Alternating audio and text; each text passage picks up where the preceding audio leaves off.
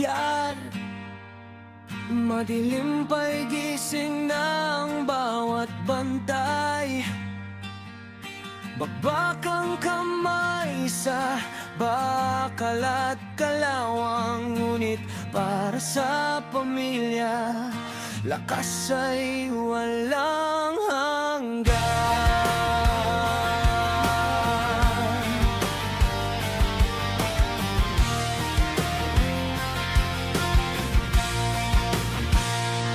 Sa ilalim ng lamig ng bansang Scotland, mga pangarap ko'y pilit nilalaban, habang ang dagat ay tahimik na sumisipol.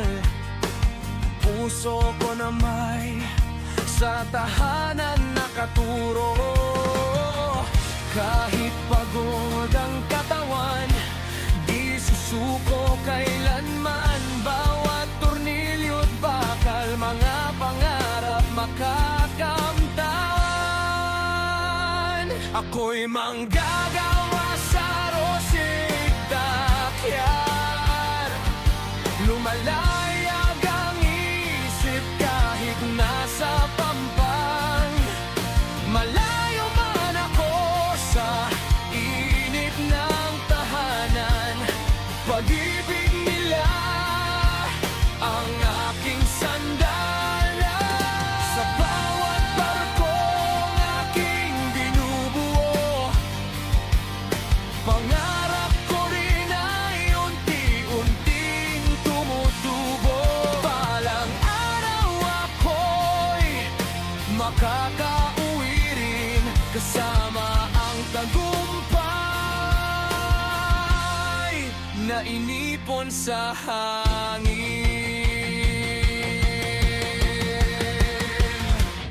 Mga ilaw ng gusali sa gabi sumasayaw, habang ang makina'y malakas na sumisigaw.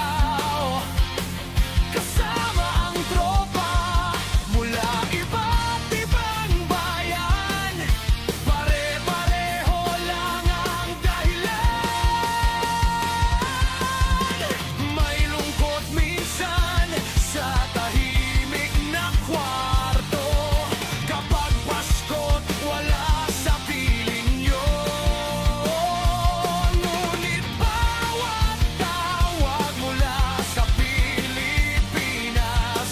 nagbibigay init sa ginaw ng palad ko. At kapag ang barko'y handa ng bumiyahe, parang buhay kong patuloy ding umaabante.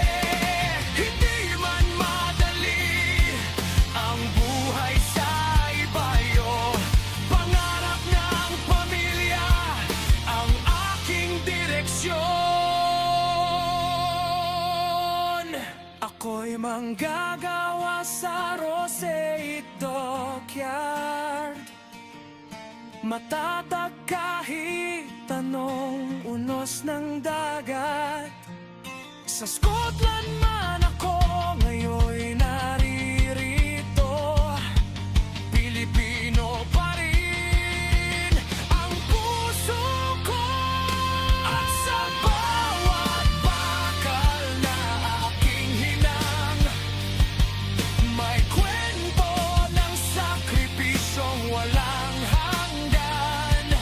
Hanggang sa muli kong baguhin,